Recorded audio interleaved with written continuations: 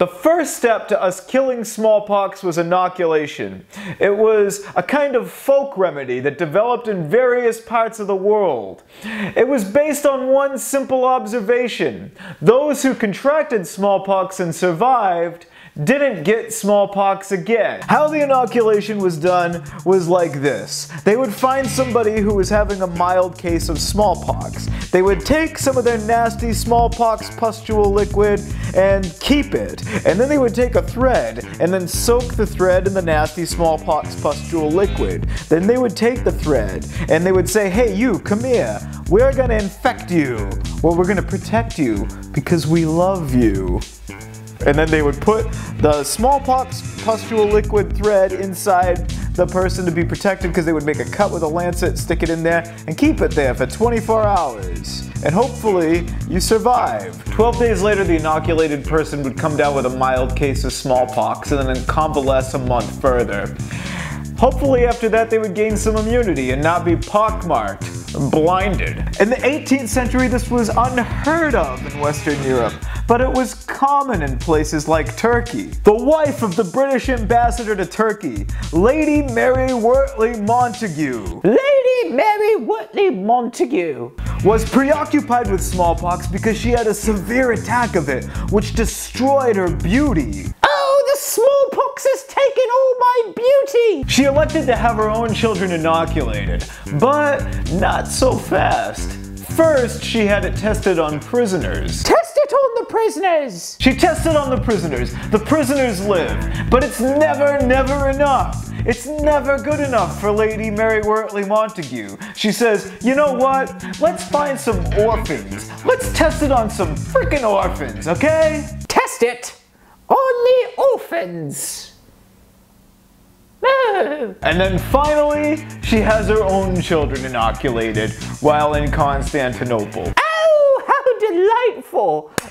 Ooh. Lady Mary Wortley Montagu returns to England in 1721, and she comes on in a big, huge propaganda campaign. She is loving inoculation, and she's spreading the word, man.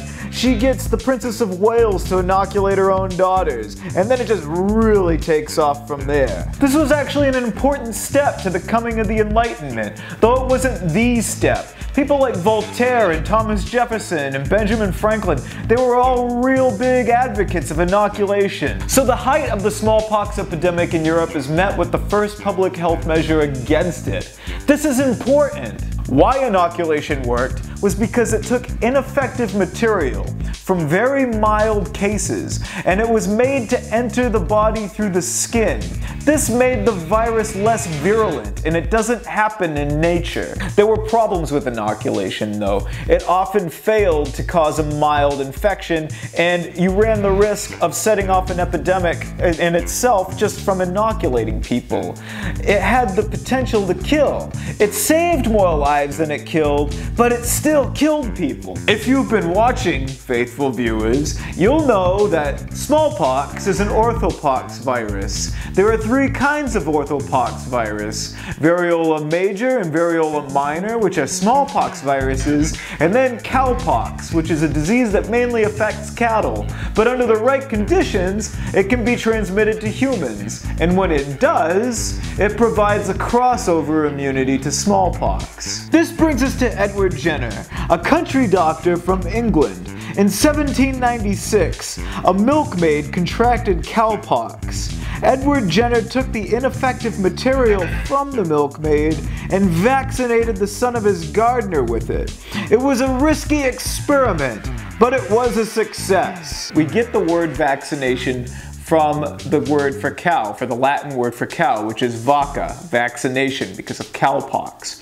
Jenner went on to devote the rest of his life to promoting vaccination. There were failed vaccinations that led to complications. Jenner made the mistake of thinking that vaccination was lifelong, like the natural immunity, but he was wrong. and he refused to accept evidence that ran counter to it. Artificial immunity wears off after 10, 15, 20 years and requires booster shots. This discredited vaccination in certain circles. People were scared and confused, and when people are scared and confused, they don't know what to do. They don't know what to do, and they kind of freak out, and they start movements because they're freaking out, but they're scared and confused, and there's fear and confusion. And this led to the anti-vaccination movement of the 19th century. Vaccination was a major point of contention in 19th century medicine. The Anti-Vaccination League was a major political influence, and it was based on the empirical evidence of when people were vaccinated with smallpox, hey, they still contracted smallpox sometimes, you know?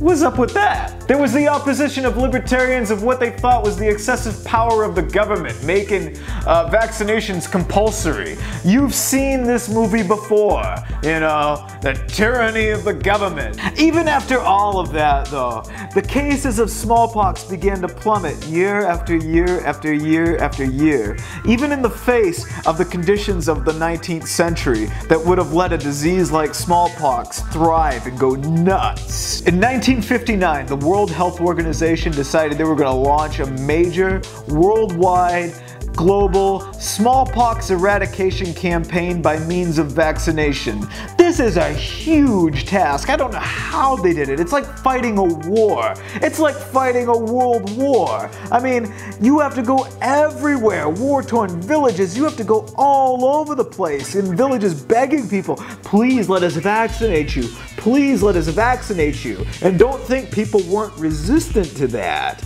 Can you imagine? Somehow, in 1977, the last natural occurring smallpox case happened, and by 1980, the World Health Organization declared smallpox eradicated from the planet. The naturally occurring smallpox eradicated from the planet. Holy balls! I mean, can you imagine? I mean, how did they do it? That's one of the great feats of mankind. This can leave us with more questions than answers, though. Why can't we just do this with every disease? Is smallpox a special case, or is this the beginning of some kind of wave where we start eradicating every disease one by one? What if that happens? And what happens if there are too many of us on the planet? Well, we're gonna talk about that and a whole lot more here on Terrifying World.